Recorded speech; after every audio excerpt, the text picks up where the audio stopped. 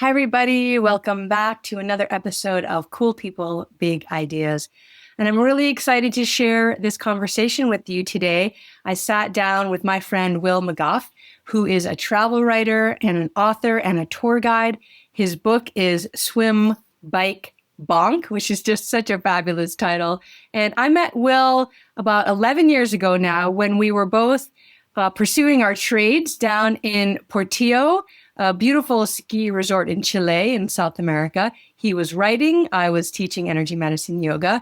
And flash forward now, we got a chance to reconnect and talk about the travel writing industry, the ski industry, what inspires him, and what scares him a little bit about the world that we're in right now and how he relates to it through his work, through his writing, through his insatiable curiosity about the world, and a way to bring that world to you in a really conscious way. I think you're going to really enjoy this. It's powerful, it's intense, and it's also a lot of fun. So sit back, relax, and enjoy my conversation with Will. Hi, Will McGough. I cannot believe I'm sitting here with you again after so long. It's so great to see you. It's great to see you too. What's it been? 11 years? I think it's More than been a decade. more than a decade. So I'm just going to set the stage for everybody. The last time, well, let's see. The first time I saw you was walking in to the dining room at Portillo Ski Resort in Chile, South America. And we were seated together at the same table. And I'll tell everyone why in a moment. But that was the first moment that I met you. Do you remember that? I do remember, yeah. I remember sitting in that restaurant, beautiful view looking out over the slopes. And if I remember correctly, it was because it was kind of a cruise ship itinerary in the sense where you all sit together the same night or Yes. the same table every night. Yeah, that's right. And there were two other guys at that table too. I remember them, but I'm not sure I could pull their names out. Although I have some emails, if I really dug, I could find them. But you, I remember specifically, you and I were both there doing some kind of travel work, travel writing. You were doing, I was doing some writing as well as teaching energy medicine yoga. And so we were at the same table with our handler who was kind of making sure that we knew where to go and what to do and had all the information that we needed for that week, right? Do you remember her? That's I do remember her, yeah. I think she lived in Colorado as well, in Aspen, if I remember correctly. I'm now based in Western Colorado. Okay. I was an editor with the Condé Nast publication at the time, so I was there for a travel writing assignment to cover skiing in the summer, if you will, because the seasons are reversed. So I believe we were down there in late July, early August. So yeah, I was there for an assignment. That's how I met you, and you were teaching yoga, correct? That's right. That's right. I was teaching yoga and we got to have basically because you said it's the cruise ship thing, so we got to have all our meals together and we just got to know each other and then that was it. Poof. And we go out into the world again and now circle back. We're 11 years later and I'm going back to Portillo to teach energy medicine yoga again, which I still teach. At that point, I had written one book. Now I've written 3 books on energy medicine yoga. And it just so happened serendipitously or big brother, big sister, listening to my conversations. And I saw your feed come through on Facebook and an article that you had just written and just published. It happened to be about St. Pete. And my business partner lives in Florida part-time. And I know she lives sort of near St. Pete. So I read it. Otherwise, I probably, I don't go to Florida. I wouldn't. But then I saw it was your name. And I was like, oh, I need to reach out to Will and see what you've been doing all this time. And it looks like you've been doing some pretty amazing things. Do you want to just kind of wind us back? I want to talk about skiing. We're going to talk a lot about skiing. But I want to, so you were writing for Condé Nast, and now flash forward, you have a book out and you're writing all over the place. Tell us your kind of steps from that. Was that the start of your travel writing career? Great question. I started in 2010, actually. So I went to school for journalism, and it's a much longer story. I don't know if you want it, but when I came out of grad school after studying journalism for 2 years, I wanted nothing to do with the profession of journalism. I dedicated my grad school thesis on how journalists cover tragedy. And if anybody watches the news today, you may kind of get a sense of how I was feeling, just always dealing with the worst of the worst, always super sensationalized, and always walking away from the day just feeling like a little cynical, I guess, about the world. So I took a year off and then slowly got into travel writing in 2010, and I became a freelancer at that time. And back then, freelancer was just a fancy word for unemployed, but it was a good thing to say to my parents so they didn't think that I was just loafing in my California days at the time. Slowly but surely worked into it and have been a freelance writer in the travel and outdoor spectrum ever since 2010. One of the great things about being a freelancer is that it allows you to really personalize your work. So I can be very selective about what I do and which projects I take on, including the book project you mentioned or writing for different publications.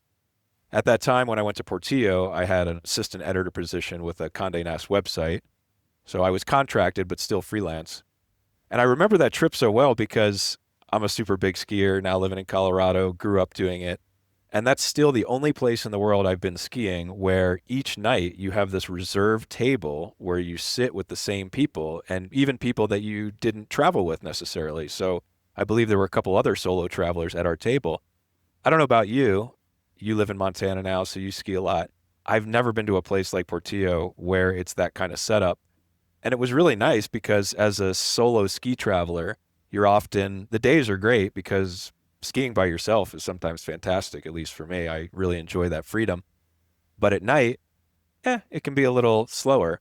So the vibe there was cool because we all got to hang out every night and we ended up skiing together, of course, because we all became friends. Have you ever been anywhere like that? I have not. I have not. Like it really is remarkable. And I do remember going there because I was also traveling alone. And I thought, I same thing. I love skiing alone. It's kind of my favorite thing to do. And I don't do it so much anymore because I'm married now and I ski a lot with my husband, which I also like. But anytime that I can get away and go ski by myself, that's sort of my preferred mode. But then I agree with you. At night, you're sort of like, what am I doing now? And at Portillo, it's built in. And I mean, we were lucky. I guess what would have happened if we had sat at a table with people that we didn't really jive with, and then we're there. You're at that table. You can't switch tables. You're at that table for the week. So we were lucky that we all really got along. I would imagine if I was sitting with people I didn't enjoy, I probably would have drank less, which may have been a good thing, and probably just gone back to my room and read, woken up feeling fresh. But yeah, we were lucky in that regard. I remember it being very isolating in the sense that once you arrive at Portillo, it's not like other ski resorts where you're in a town and you have access to go all different places. Pretty much anybody staying at the mountain is right there. Same restaurant, same walkways, same area. So it does really foster the community well of travelers. I enjoyed that. You'll have to let me know after you go again what it's like now, if it's changed at all. Yeah, yeah, I absolutely will. And I think maybe we'll talk about some other ski stuff now because it is a unique experience to be able to ski what's for us off season, right? It's our North American summer and going down and, getting powder days in August is like the dream come true. Um, and it's a unique ski area in the fact that it really is in the middle of nowhere. There's very few day users, although they do sell day tickets, but not a lot of people. That road is, I mean, I think it's like 27 switchbacks or something. It's not easy to get to. And so it's really, if you're there and you're skiing. And unfortunately, when we were there, it wasn't a great snow year. But if you're there, can you imagine being there on an epic powder day and there's only 450 other people skiing? I mean, that is just, I'm dreaming of that this year. I hope I get that experience. But one of the things that's so interesting is it is still owned by a family, right? The same family that's owned it for many years. And the move in the ski industry is bigger, bigger, bigger, bigger. And I just listened to a podcast that you did on your podcast called Wake and Wander. And you interviewed the owner of Lost Trail Ski Area in Montana, which is a small family-owned ski resort. And you asked him, this was a fascinating question and answer. You asked him, I think it was a softball question. You sort of thought you knew the answer. And you said, Vail and the other, I forget the other, it begins with an A, you'll probably know, the big conglomerate that's, sucking up small ski areas and buying them. And you probably don't want that to happen to your ski area. And you ski at a small area. I ski at an independently owned ski area. Our biggest nightmare is Vail coming in and buying us. That is a horrifying proposition. And I felt like you were leading him to that question. And he surprised you, surprised me. He said, I would love to be bought by Vail. Talk through how that felt for you to hear that. Super surprising. As you said, I really try and be neutral as a journalist, but when you get into these podcast conversations, you get so comfortable. You start to feel like you know the person. And because we run in small circles or similar circles where, same thing in Colorado, it's everybody's worst nightmare for their local ski resort to get bought out. So when you're dealing with an independent ski owner, and he had previously said, if you remember in that conversation, that it was very important to stay independent. In fact, I look back on that interview and sometimes wish I would have pushed back a little even harder because he contradicted himself. But then he launches into this idea about how he'd love to be bought out. And to his credit, he went on to make some pretty good points. Mm-hmm. From a ski owner's perspective, you have to understand why they would. A lot of the finance and the financial trouble they get into is replacing all the infrastructure on the mountain, the maintenance on the lifts, getting all the things in order on the mountain so it works for the guest. And that's so much easier, as he pointed out, if you have a corporation behind you with a lot of money that instead of replacing all the lifts over a 10, 15-year period, they just come in and wipe that all out right away. I was shocked by it, and he seemed shocked by the fact that I was shocked. He asked me, I remember specifically, who doesn't want to ski at a nice resort with all these nice amenities and hotels and bars and restaurant? And I simply said, well, I think a lot of people. I know a lot of people that would not want to go to those places. I know a lot of my friends and I, we don't go to Vail that often. It's very expensive for one, but it's just a to-do. I can go to my local mountain here in Colorado, be at the door in 40 minutes and walk up to the lift. There's no line. Even weekends aren't bad. There's no hustle bustle. There's no one there that doesn't want to ski and isn't there for the mountain. But you get into these mega resorts, and they're trying to be actually, I think, destinations that people can go to as families, as units. So it's less about the skiing. It's more about trying to diversify your area so you can attract different people. Whether that's right or wrong, it just depends on who you are. For me, I'd like to see both. I think both serve a great purpose. You have your Vails of the world, the big sky in Montana. I'm sure you've skied there. It's incredible. The size of the mountain they're able to produce, the infrastructure to get you to these places in a reasonable amount of time. And you can ski all day and ski this whole area till your legs fall off if you want. That's not always the case at local mountains. You can ski a half day at some local mountains and say, okay, I get the idea of it. But the vibe's different. The crowd's different. It's hard for me to say which is right, but I appreciate you calling it out. That was such an important conversation for me because being the little ski bum I am, I always picture, okay, big corporation's bad. But he was able to point out some justifications for that. I'm not sure what the future of that place is. I don't know how it made you feel as a Montana resident to hear that, to hear a small independent ski owner say, hey, yeah, I'm open for business. Mm-hmm. What did you think of that? How do you think your fellow Montanans would react to that?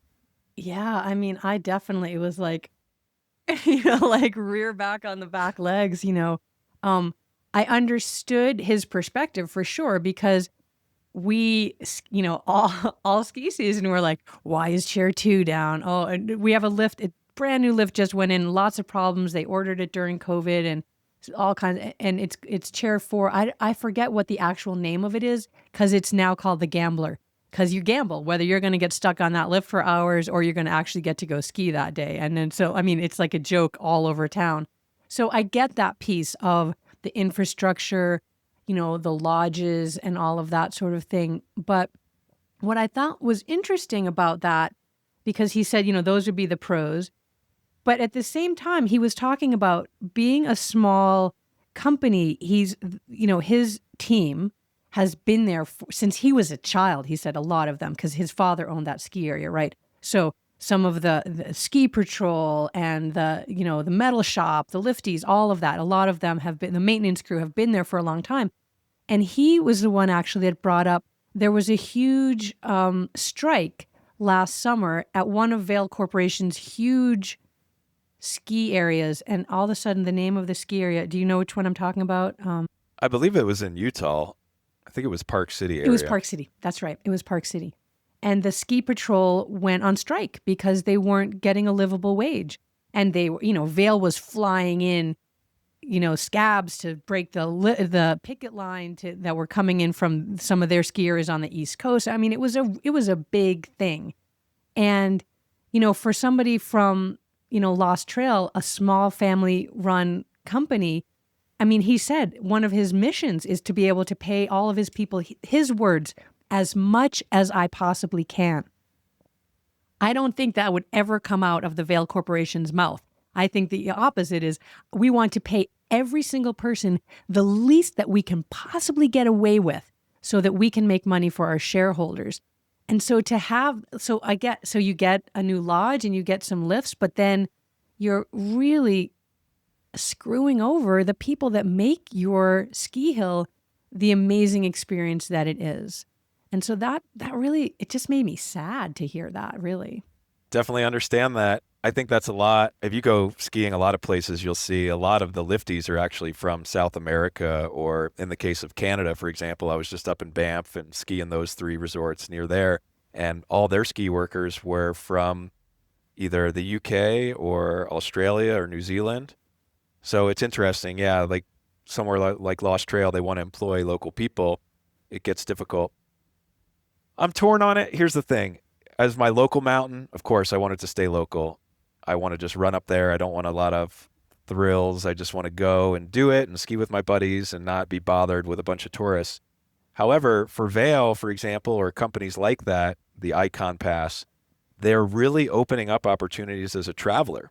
So again, I think Vail just added all these resorts in Austria they just announced to the Epic Pass.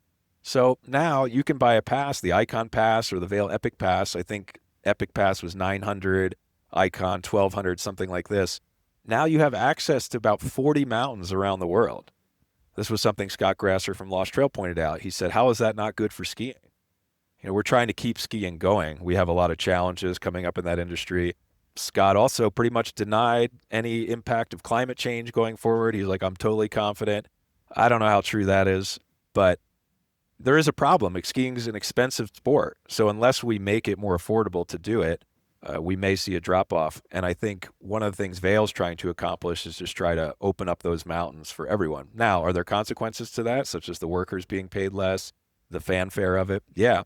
But as a skier, it is nice knowing I can pay $900. Granted, that is a significant investment. But now as a traveler over the winter, I can go to Europe. I can go to ski. They have resorts in Japan now. So I think that's like a cool thing that become of that, where as travelers like you and I are, it really opens the door to inspire us to go places. In the long run, who knows? Yeah, I see both sides of that.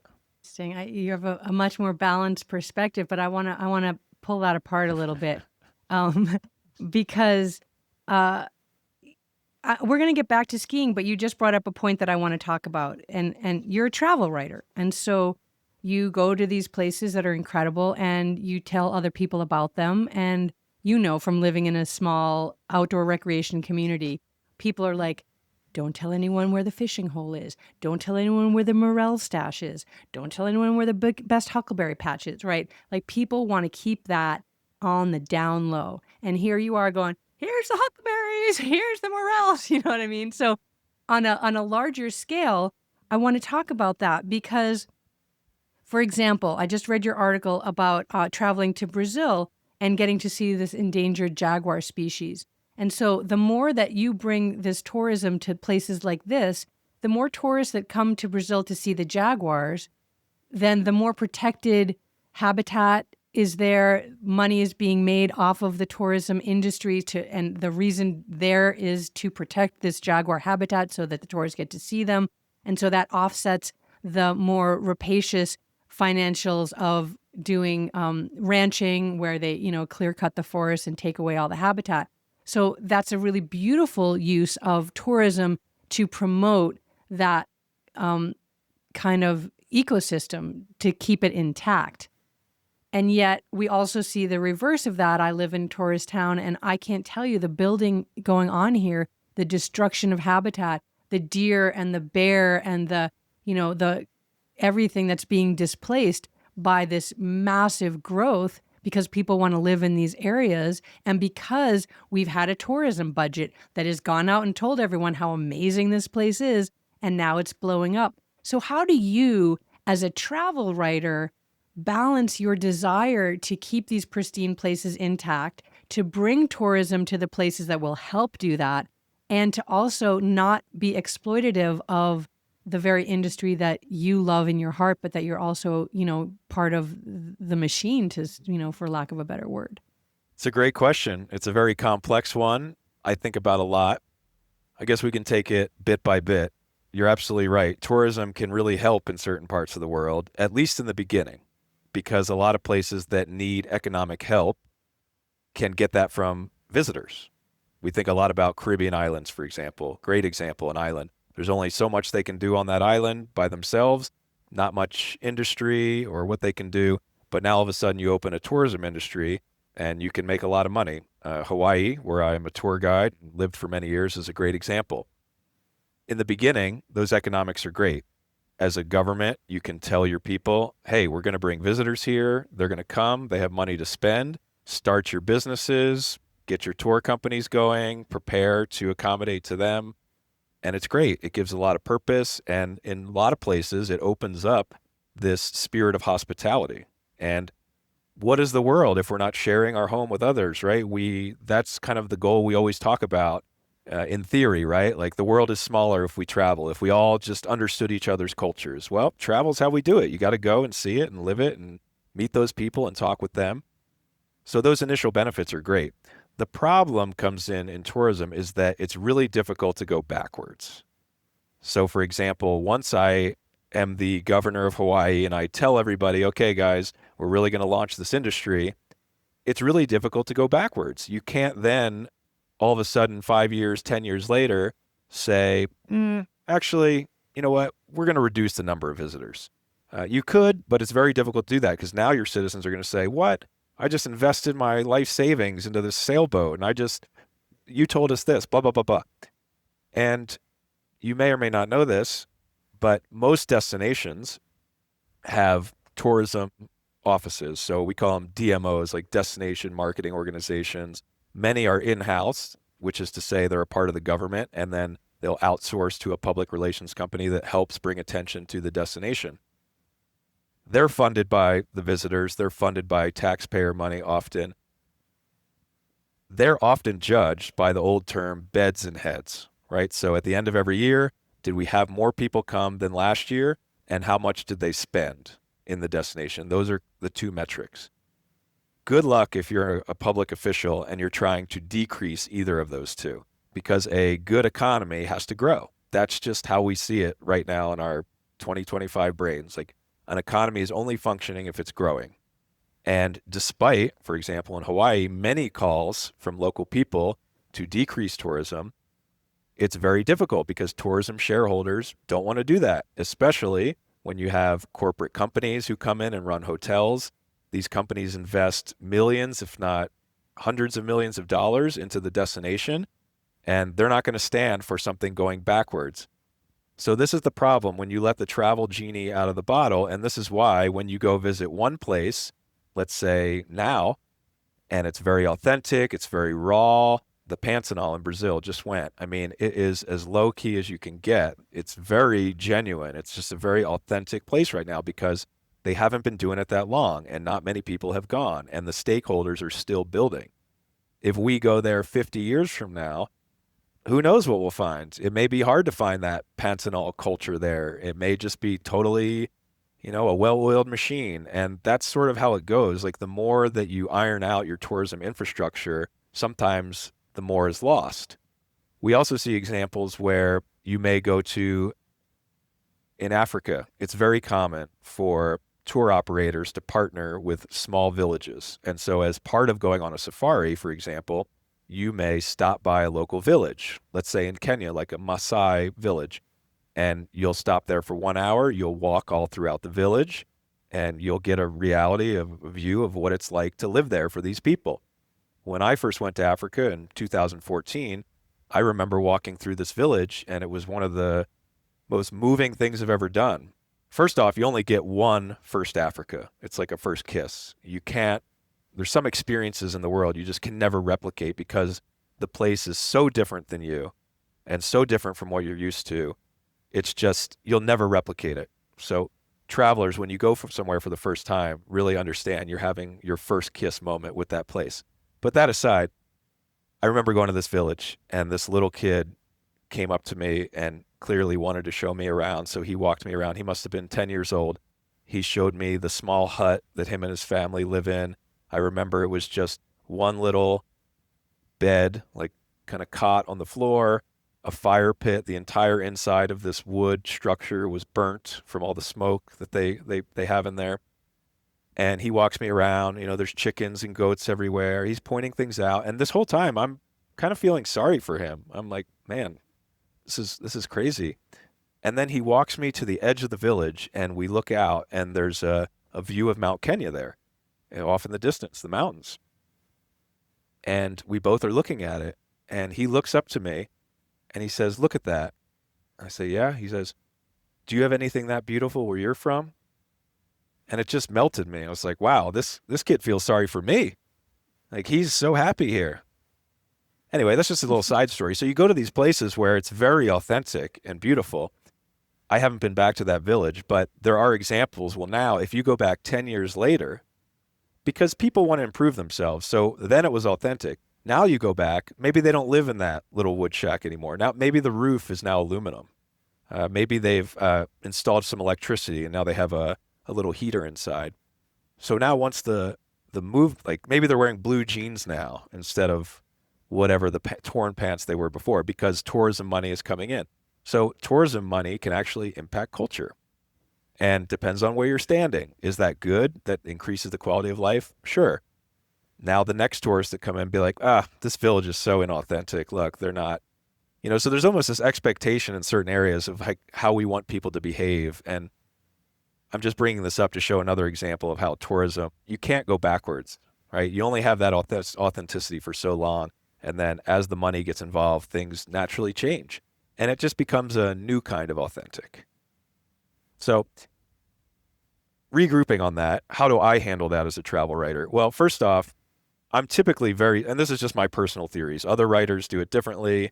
I'm not of the social media crowd. I have social media as part of my job. It's something we all need to do in 2025, but I'm not the kind of person that's going to go somewhere and record everything on Instagram and then tag it and post it. That's a lot of what happened in Hawaii. I mean, you hear a lot of complaints about that. And I'm using Hawaii as an example over and over again because I just have the experience there. And you'd have all these secret waterfalls or parts of the island that maybe were in the guidebook, but in the old days, you had to read the guidebook. Right? It wasn't easy. It was no big pictures. It wasn't really that fun to read the guidebook. Maybe somebody would tell you. But now with social media, those things can spread, unfortunately, like a wildfire, where these places just get on the map really quick. And then people have expectations like, I want to see that. Like, I want to see that waterfall with that sun shooting into it that time of day. And people get very honed in on what they want to do. And this is why we see floods of people there. I'm not that person. So I'm a writer. I'm a journalist. I'm going into a destination not to pick out points of interest and just push you there. I'm trying to tell a whole story. Now, because of the state of the media, we have times where we have to do like top 5 ski resorts in Chile or something like this, where the internet is forcing us to use a different format. But as much as I can, I'm trying to tell a story. And in the process of telling that story, I'm talking to people and I'm talking to local people. And I think by doing that, you get a pretty good idea of what people want to share with you and what they want to share with the world and what they don't. I think it's the individual journalist's responsibility to feel that out, because some destinations want to share. Some destinations will take you right up to their favorite spots. And that's good. And there's nothing wrong with that. There's nothing wrong with sharing a space. But if there's a sensitivity to it, such as in Hawaii now or other destinations where you can tell they're already feeling the effects of over tourism, it's a little bit different story. So I personally use my best judgment on that to where I feel, okay, I'm coming here. What story does the tourism board want to tell? And what story do the local people want to tell?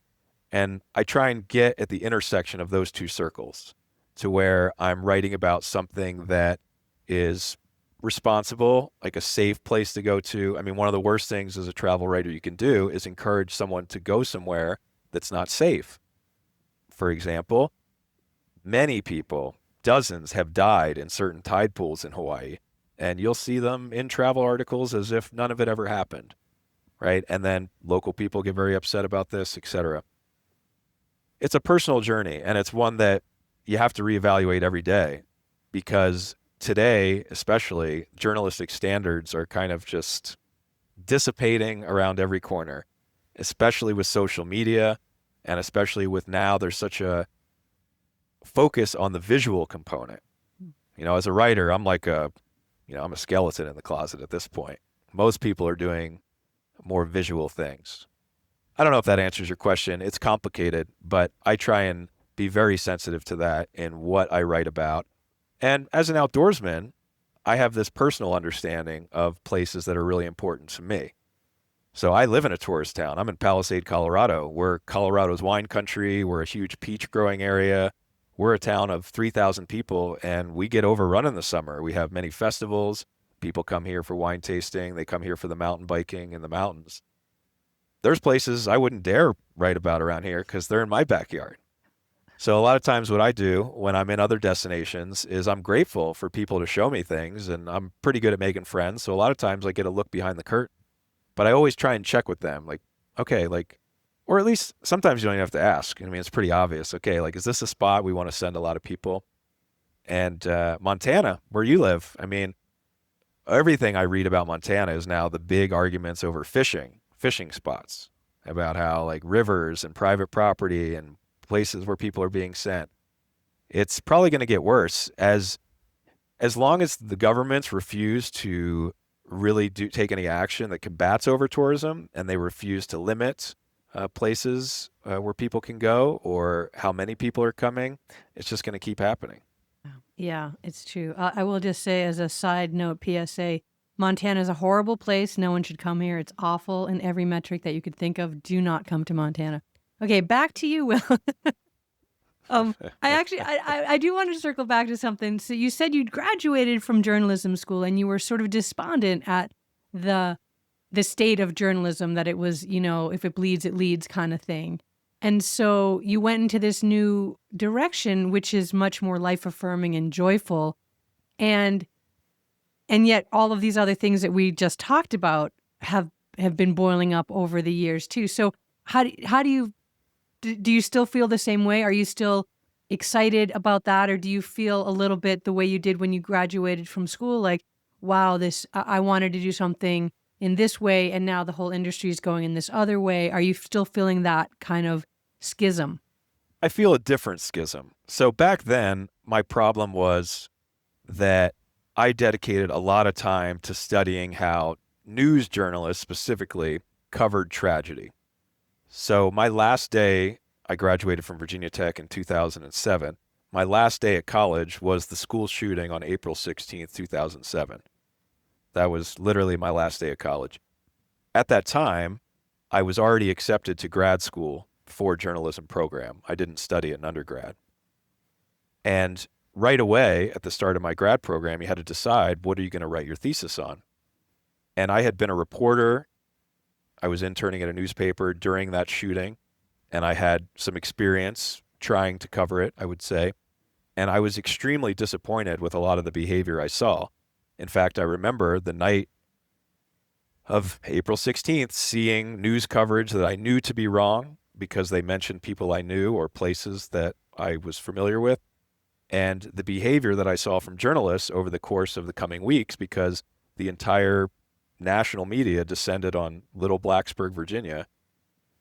I saw a lot of discouraging behavior. People using identity politics. The shooter was an Asian person, so walking up to Asian people on campus. How do you feel being Asian, now here on campus? Or people having prayer circles in the campus parks and journalists trying to drop microphones in.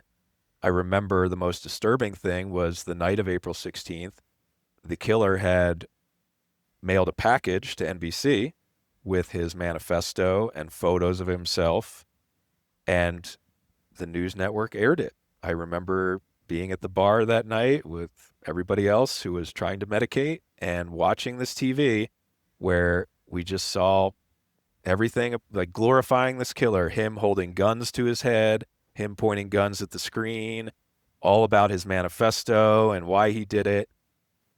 And I was just kind of disgusted and thought, wow, like I thought that the media was supposed to care about the victims. Right now, it just seems like they're exploiting us. They're using our story to get ratings. I mean, they don't really care how we feel about this. They're not thinking, how will it affect the Virginia Tech students if we post a picture of the shooter online or on the nightly news of him pointing a gun at the camera?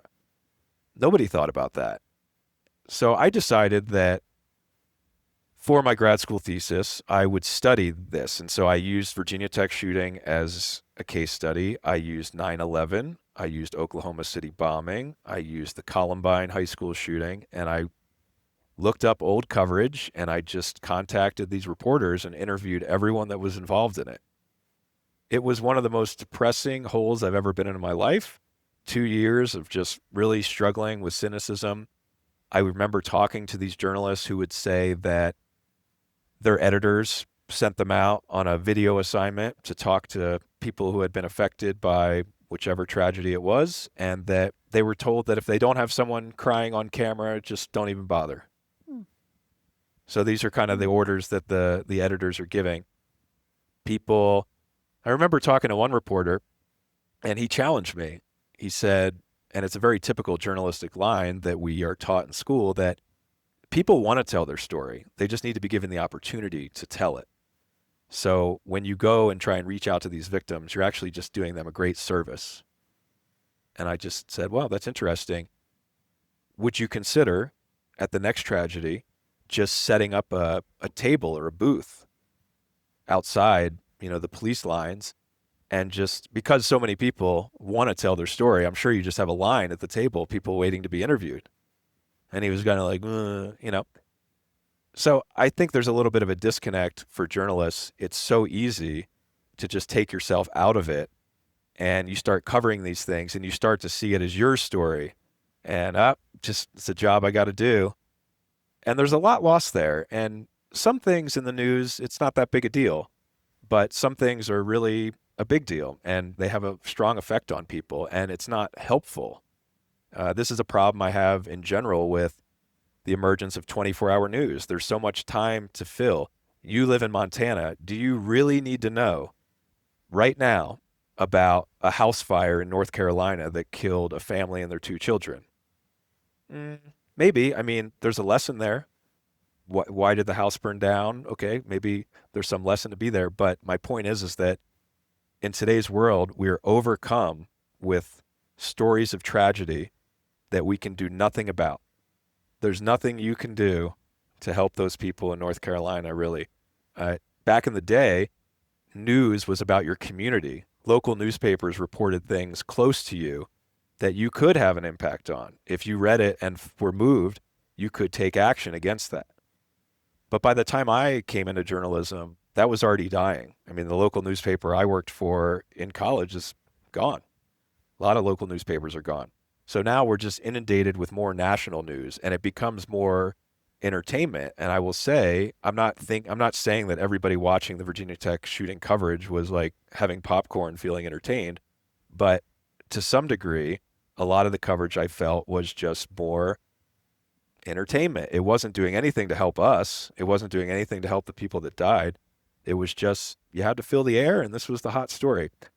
So I got really discouraged, and mostly I got discouraged with just sort of the attitude of the reporters. It was very rare that I would meet someone that said, hey, I read back through my articles because I knew I was going to talk to you, and I agree with you. I'm kind of embarrassed, or I don't see how that moved things forward. People were very defensive about it. I just couldn't imagine a life like that for myself, and I was confused, and I didn't want to do it. And what brought me into journalism in the first place was just that I love to write and tell stories. I needed to find a way to tell stories that I felt would positively impact people to start and that wouldn't negatively impact me. So that led me into more feature writing to start and trying to just write about things that weren't hard news. So things happening in the community, events, people in the community that had done interesting things, like a features column. And then slowly expanded. I started working at a writing center. I really wanted to help people learn how to write. I think communication in that way is people really struggle with it. People know what they want to say, but they have trouble getting it on paper, blah, blah. So I did that. And then I discovered travel writing. I was living in California and I went to a couple events and met some travel writers. You know, food and wine festivals, for example, are a great place to meet people writing about things other than tragedy and if it bleeds, it leads. And I thought, and I discovered over time that travel writing and writing about the outdoors was something that would combine my desire to report. So I can go, I can do research, I can talk to people, I can use those journalistic skills, but I'm also inspiring people with my writing to do something that may improve their lives or, you know, make them have fun instead of putting them in some kind of depressing mood. And it was more fun for me to do this kind of work. So I don't know what that says about me. Maybe I'm just not up to the chance to like tackle something so big as reporting on the negative society all the time. But that's how I fell in. And I just felt travel writing like as soon as I discovered, I said, oh, this is it. This is the combination of storytelling and reporting and inspiration that will really motivate me and hopefully will positively impact others. Now, as we flash forward to today, as we discussed, yeah, there are concerns with travel writing. If I wrote an article about Barcelona right now, am I doing harm or helping? They're having huge problems with over tourism. So yeah, as a journalist, I still got to be aware of my actions and how they affect people. And I always think back to my time at Virginia Tech. And when I'm going to write this article, I say, are these people going to benefit from this? Is this just for me because I wanted to go there and do the research and now I just got to produce something? Or am I really doing something that is beneficial for people, that not only is it going to benefit people because they may be inspired to go somewhere that they didn't know about, or they may be inspired to do something based on my tale, but are the people that I'm writing about, you know, do they want this? Are they happy with it? And that's just a total case by case basis that you have to deal with every time. Wow. Wow, wow, wow. That I mean, gosh, So that's was really beautiful and moving. And I want to say for our listeners, I felt a little triggered by that too. Like that's a lot. That's intense. A lot of the stuff that you're talking about is trauma, right? And the trauma that we are subjected to daily when we watch the news or listen to the news. And like you said, things that we can't really affect, and that make it's almost, I don't want to say that more traumatic, but it is traumatic to hear all those things and then to have nothing that you can do about it, because that's actually one of the definitions of trauma. And your trauma response is if you can't take positive action so that you feel like you have some autonomy in a situation, that actually makes it more traumatic, and your experience and ability to get beyond that is more difficult. I'm going to add for people, if you're feeling really moved right now or a little shaky, put your hand over your forehead like you're taking your temperature and take a deep breath in your nose and exhale out your mouth, and help you to stay present, because what Will's talking about is some really important and powerful things. And what really all that made me think of, Will, is that I wish every journalist had um, that self knowledge and that ability or even desire to reflect the way that you have so deeply and powerfully about your impact in the world that you make.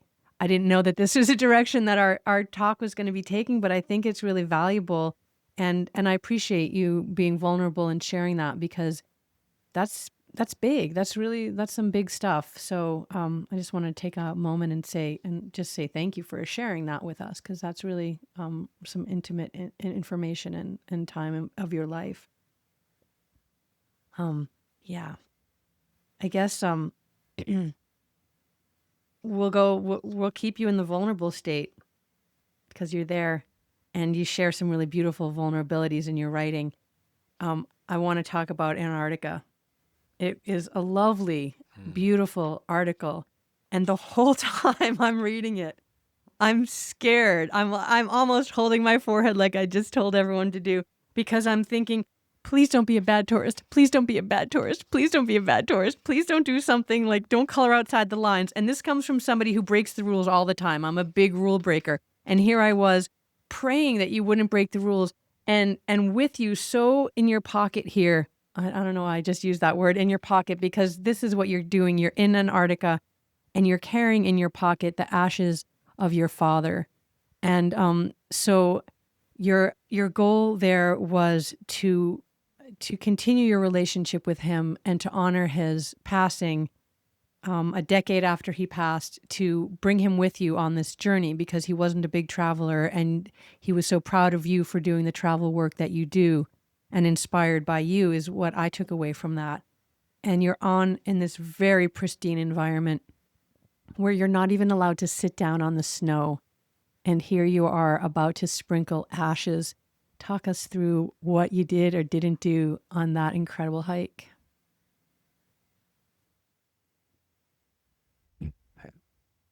Going to Antarctica, first off, is just such an incredible experience. It was a place that was on my travel list since the moment I decided I want to become a travel writer. And there's kind of two different mentalities when you're in this business. There are places you want to go just as a traveler because you're curious, and then there's places you dream of being sent as a writer, and then there's kind of a crossover of those two. And Antarctica was in that crosshairs for me because my dad and I just always talked about this so much when I started. Believe it or not, when I started travel writing, I was a freelancer. And like I say, it's kind of a fancy word for being unemployed, especially in the beginning when you're just trying to figure it out. And a lot of people in my life were not so supportive. They were confused about what I was doing. They didn't think it was realistic. And for example, I mean, it wasn't just people that didn't know. When I was in grad school, I remember specifically one of my professors, travel writing came up in class, and he told the entire class, and he in fact had a hand in starting, I believe it was Men's Journal or Men Health, one of the two, but he was a magazine publisher. He told the class that being a travel writer was a pipe dream, that it wasn't a viable career, that it wasn't something you could do. I remember he making some joke, well, otherwise everybody in this class would just become a travel writer. Okay. Well, so those words were echoing in my head when I decided to start this. And then I found that reaction to be very similar from other people in my life. And some of it, I think, stirred from just a not knowing and not understanding. Maybe some of it was a little bit of a jealousy. It's kind of hard for someone who's in a 9 to 5 to maybe understand how someone's just going to travel the world for work or something. So I struggled through those first couple years. It was difficult to make money in the beginning. That was one thing. You have to establish yourself, and you're trying to get opportunities, and you're trying to get outlets, and it's a hustle. But my dad was always by my side. In fact, he was the person that I would publish an article, and I wasn't even sure if it had run in the magazine yet, and he would email me and say, I just read your story in XYZ magazine. It's incredible. Way to go. He would also just be my sounding board. We get what I call travel writer problems in this industry.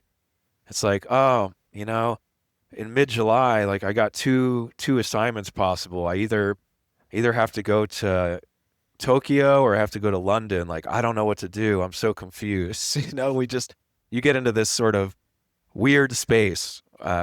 So my dad was always my sounding board for those things, and he would always encourage me. In fact, he always encouraged me to take less desirable trips in general because he was of the belief that networking above all else would help me, and that travel experience above all else would help me. And even if didn't want to go to Detroit, Michigan because, oh, who does? Well, maybe you'll find something there and maybe you'll hone your skills by going there. All this to say, he was the guy in my corner. He always supported me. And unfortunately, in 2015, he passed away suddenly and unexpectedly. And I was actually in Bosnia. Well, I was in Montenegro. I had taken a day trip to Montenegro from Bosnia when I heard. And it was brutal. It just crushed me. And it really, when you only have one person in your corner for so long and all of a sudden they're gone, it's just, man, a lot of doubt creeps in. Am I going to be able to do this without him? Who is going to fill his role? But I came to see over time that he never left, which I'm sure a lot of your listeners can understand. When you lose someone physically here, one relationship ends, but another begins. And that was true almost immediately for me, where I felt this new connection with my dad. And I knew that I wanted to do something special for him. But when you're in that thing of loss, I had these ashes and I just didn't, I was paralysis by analysis, as they say. I wanted to do something special, but I never knew what to do with them, and so they just sat in my closet. No idea I came up with was ever good enough to honor him. And just the years went by in the way that they did. The pandemic happened, which stopped a lot of travel writing. And we don't have to talk about this, but after the pandemic, I got involved as well in a little side project. I owned a kombucha company here in Western Colorado. I ended up selling that last fall. And just as I was selling that company, and it was kind of the end of a long road for me, I was wanting to get back to doing travel writing full time. That thing had run its course. Just as I was selling that company, I got the opportunity to go to Antarctica. And so I knew that this was a sign that my new phase of life was about to begin, and that, made me think about my dad. I always thought about my dad when I got some monumental trip. And I also thought about him when I got very minor invites. I was like, oh, Dad would want me to go to this or whatever. But when Antarctica came across, I knew it was special. So I brought his ashes down there, and my every intention was to bury my dad in Antarctica and leave him there just as a sign of respect to him. And just to go through that process 10 years later, just to think about him. It's so easy to get caught up in day to day and just not forget, but just let that distance build a little bit. And I had felt that over the last couple of years, where I felt this distance had come between us a little bit, and I wanted to close that. So I had the opportunity to go on the continent, and I was off on a snowshoe one day, and I had the ashes in my pocket. It was bulging out of the side of my pocket. Luckily, in Antarctica, you wear like 6 layers, so nobody notices when you got bulges in your clothing. But every intention was to find a scenic spot and step away and just have a little ceremony of my own. I came to find out, though, on that snowshoe, that's when I found out you weren't allowed to sit down. You can't put anything on the ground. You couldn't even put your backpack on the ground when you were resting. It was very strict, and it's a little annoying. And as a rule breaker myself at times, I thought, my God, give me a break. Like, we can't sit down. But it's for a reason. Tourism to Antarctica is increasing. I mean, we could talk about this all day just from our previous conversation. You go to Antarctica now, it's one thing. There's only a certain amount of boats going. It's very spread out. It's very controlled. Will that be the same way 15 years from now? I don't know. But I grew to respect those rules, and I thought, man, there's no way that I can do this now. So I don't want to give away the story because I'd like the opportunity for your listeners to read it, but I really struggled with what to do. And ultimately, I didn't end up burying my dad in Antarctica, but I still had like a special moment for him. And it was one of the most powerful stories that I've ever written. And honestly, it was one of the most powerful stories that I've seen people respond to. I initially just wrote it for myself. I wanted to kick off this, coming back to travel writing after being distracted for a couple years. I still did travel writing, but just a lot less. And the responses I got from people when I published it on my website was just overwhelming. People who it resonated with, other people that had lost people and struggled what to do with the ashes, people that have struggled with that exact thing of wanting to bury their loved one, for example, in like a national park or something and going through that process. And then others who just couldn't relate but just felt it was moving. So I write for CNN Travel as one of my outlets, and I I pitched it to them, and they ended up publishing it as well, a different version slightly. But it was just such a great thing that really just makes me smile all the way around. I mean, Antarctica was an incredible place. I accomplished my goal, which was to just live a little bit closer to my dad and restart that relationship and to share that with others. And that kind of signaled to me that, okay, like everything you just did with this company, you're moving in the right direction. Your dad is with you here again, you know, your co-pilot, so to speak. And here we go. Like let's get back to it. Let's start telling these stories again. Let's try and find some humanity in this world again. Let's Mm. share things about places. And it was such a just a momental thing for me just back Mm. in December. Mm. That's so beautiful. We'll definitely put a link to that in the show notes here. It really is a beautiful piece, as so many of your pieces are. And, I want to say this back to that, that the kind of that schism between travel writing. Are you exploiting or are you introducing and, bringing the world closer together? What I really like about your pieces and your choices of where to go is they're off the beaten path. I mean, again, going to see the Jaguars, you're like, it is not easy to get to. And you take us to a ski area in Austria. And I'm reading that article. I'm like, I want to go there. That sounds amazing. And then at the end, you talk about how you get there. It's like, oh, that's not going to be easy to get to. It's like you're advertising, for lack of a better word, places where they probably could. The travel industry isn't overexploited there, and it would be actually beneficial to the people to bring more people there. So I really like that those are the choices of the kind of places that you like and that you like to write about. And so maybe as we're kind of wrapping up, let's come back to Portillo again. We're in this cruise ship in the Andes. There's 450 people there. And what is your travel angle for there? I mean, clearly it's a very well-known resort. Um, a lot of race teams go there and practice every year. And they are not going to grow. They are what they are. And actually, I have to say, as a tourist there, I'll be both a worker and a tourist because I'm going to go there and teach. But I'm really grateful for that there are these limits, because this idea that it's not beneficial unless it's growing in terms of all these economies, I just think is the absolute wrong way to be looking at anything. The only thing that grows without check is cancer. And we know that that is not a beneficial thing. And so we're doing that with all of our industries, completely exploiting every area of the planet to the point of we know where we're at right now, right? And we can see if we keep going in that trajectory, what the end game is going to be. And then you get to an area like Portillo. They're not going to grow. They are who they are.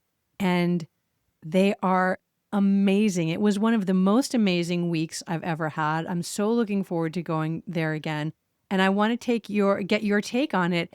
What would your hook be of sharing a place like Portillo with your listeners and the travel community at large? My hook would be something similar to what I said earlier, where it is, without question, a unique place in the ski industry. I personally, I'm not saying there's not one in the world, but I'm not aware of any other place in the world that you go to where you're that remote, as you mentioned, big road you got to go up, not a lot of day traffic, not a lot of, really no one there that's not there for the skiing. You know, there's not like big families there where half the people don't ski. It's mostly people there for skiing. And you have this setup that's unlike anywhere else where you're on a cruise ship on a mountain.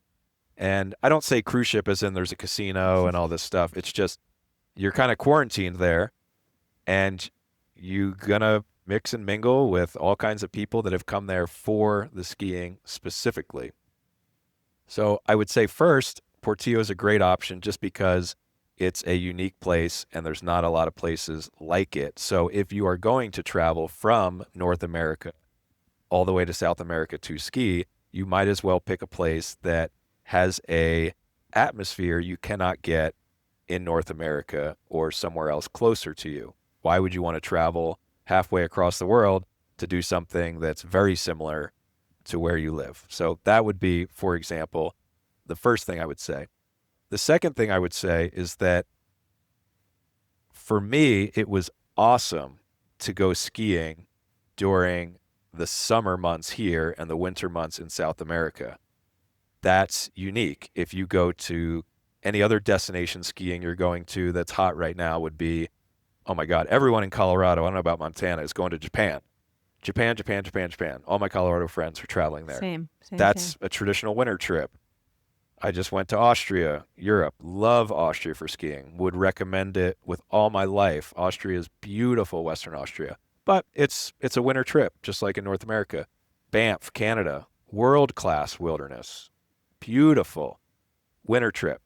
So South America is unique in that you're going during an off season. Now, can you personally get in the skiing state of mind? That's up to you. But I think that's cool to go at a time when you're not missing out on your local ski season and it's just a different vibe. You're kind of taking yourself out of your normal routine, which for me is a big goal of travel. 3, just some advice. Ski travel is so unpredictable.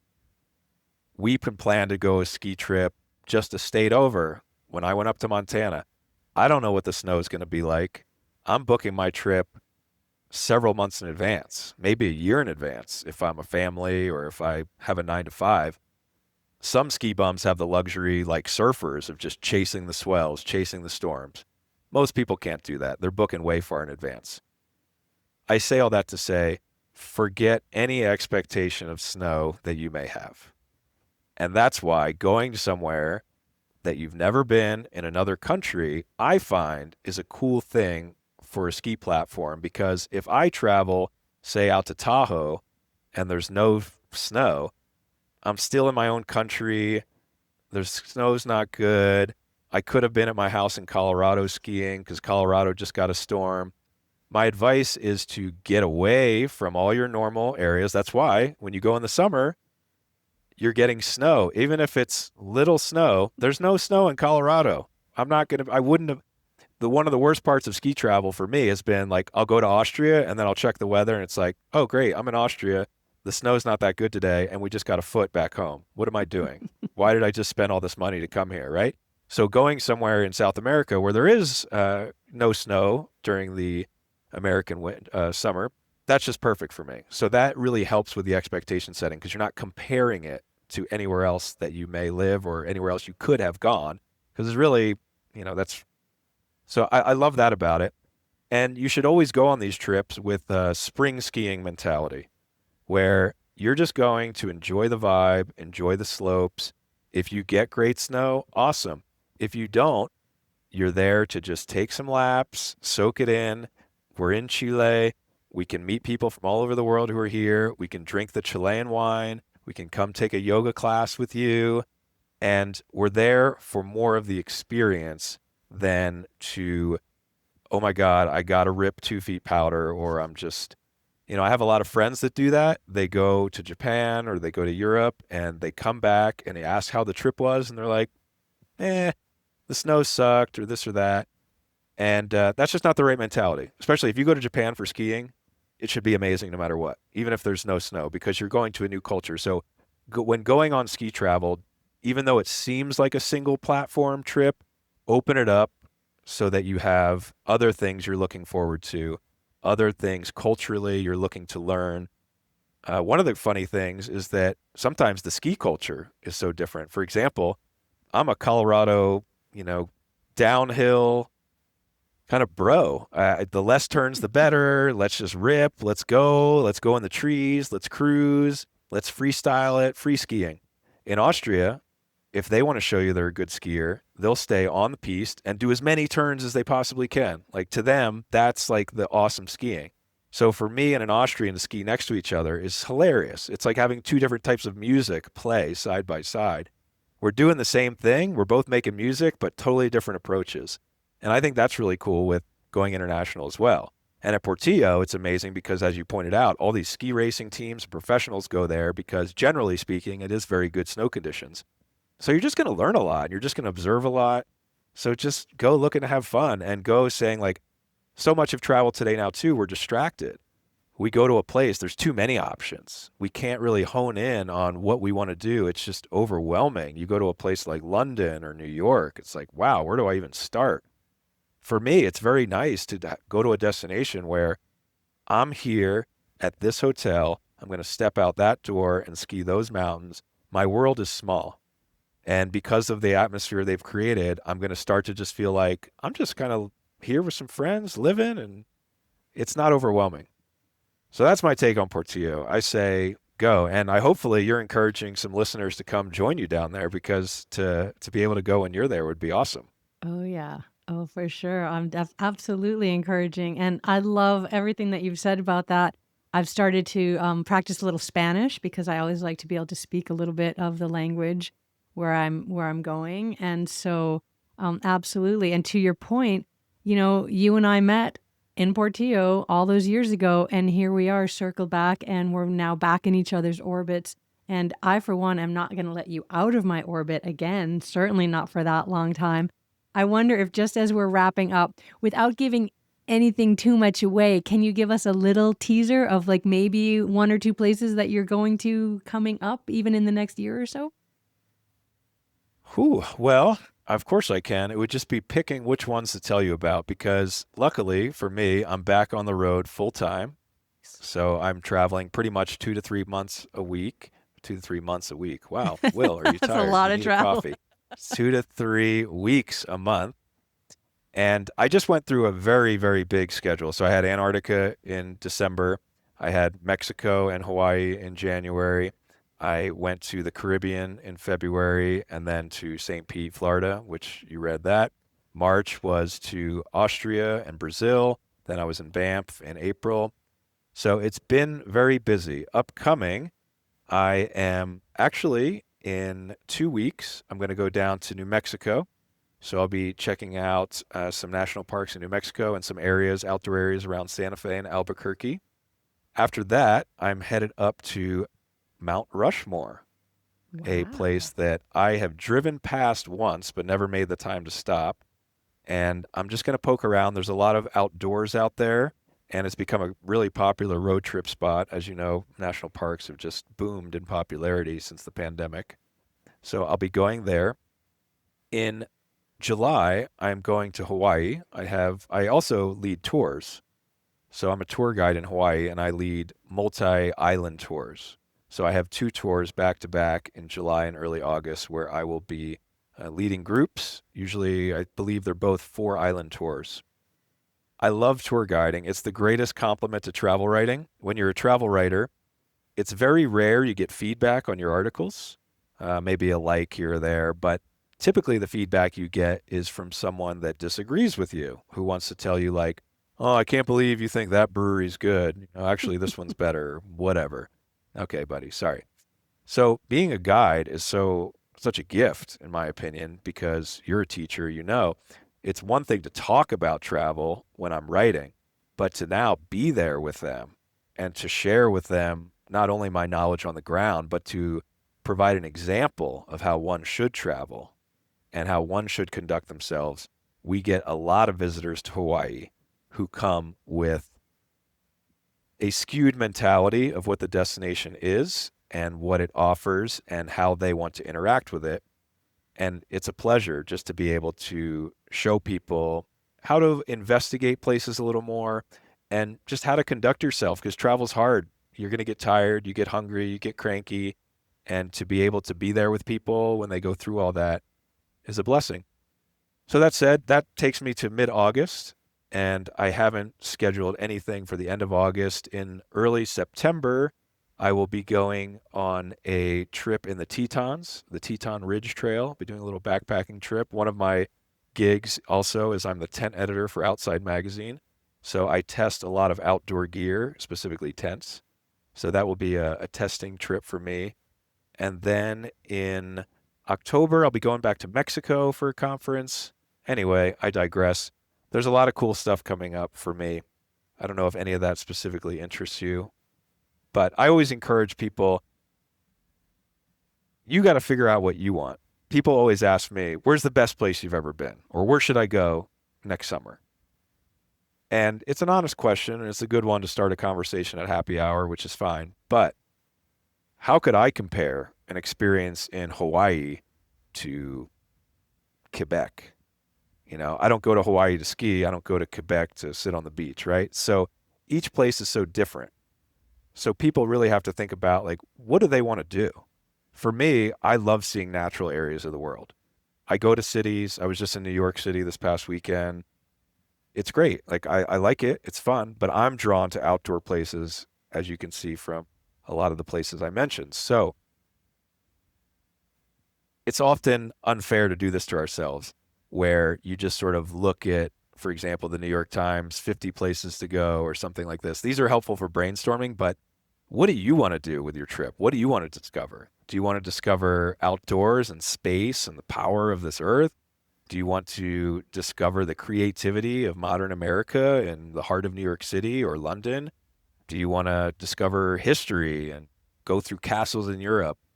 Do you want to have that first kiss experience, going to somewhere totally different? India, Africa, Southeast Asia. These are all different platforms to travel on. You also have to ask yourself, are you a traveler or are you a vacationer? I'm a traveler. I like going places where it might get uncomfortable. I don't know if I'm going to like it, and that's fine. If I don't like it, that's just as much an experience as if I like it. And I'm happy with that, and that teaches me something. A vacationer doesn't want that. My mother's a vacationer. She doesn't want to go and be uncomfortable somewhere. The guy that works 70-hour work weeks, he doesn't want to go somewhere and be uncomfortable. He's got 1 week of vacation with his family, and he wants to nail it. This is why all-inclusive resorts exist. This is why resorts in general exist. People want a reliable place to go. They know they're not going to get sick, etc. So ask yourself, are you a traveler or are you a vacationer? There's no wrong answer. What do you want to do? You can be a traveler this trip and a vacationer next trip, or vice versa. You can do what you want, but decide where you want to go based on what experience you want to have and what your personal interests are. For me to just tell you, like, oh yeah, definitely go to Dublin. Okay, maybe that's, that's easy for me to say, but you got to look inside you. And a lot of work you do is similar. I just heard your interview with, sorry, I'm forgetting his name and I'm a writer and it's bad, but the way that Dan Milliman, the way of the Peaceful Warrior, I think he said in that, it's like all these are, a lot of the self-improvement are methods, and they're not right for everyone. One thing can be perfect for someone and not for someone else. Travel is the exact same way. I would never take my mother somewhere without running water. She would hate it, but it's what I love to do. Right? So you just gotta, don't overthink it too, is what I say. If you have the right attitude and you have the interests, no matter where you go, you're gonna love it. It's a lot up here of your mentality. I love it. I love it. Will, what a fun conversation this has been. I'm looking forward to reading about all of these new and exciting places that you're going to. And I hope that you come back on the podcast sometime again, because my list of questions has not gotten shorter. Actually, it's gotten longer. And I just feel like there's so much good stuff that we could talk about. It's really bringing me right back to Portillo when we would sit around that dinner table for a really long time after all the plates were cleared and keep talking and talking and talking. It feels just like that again. So it's been a pleasure to sit with you here, and I appreciate you taking the time, and good luck on all of your travels and with all your writing. And we'll put in the notes how everyone can get in touch with you, because your work is really powerful and it's good. It is good, good stuff. And so I really want our community to tap into that and be able to follow you wherever you go around the world. So thank you, Will.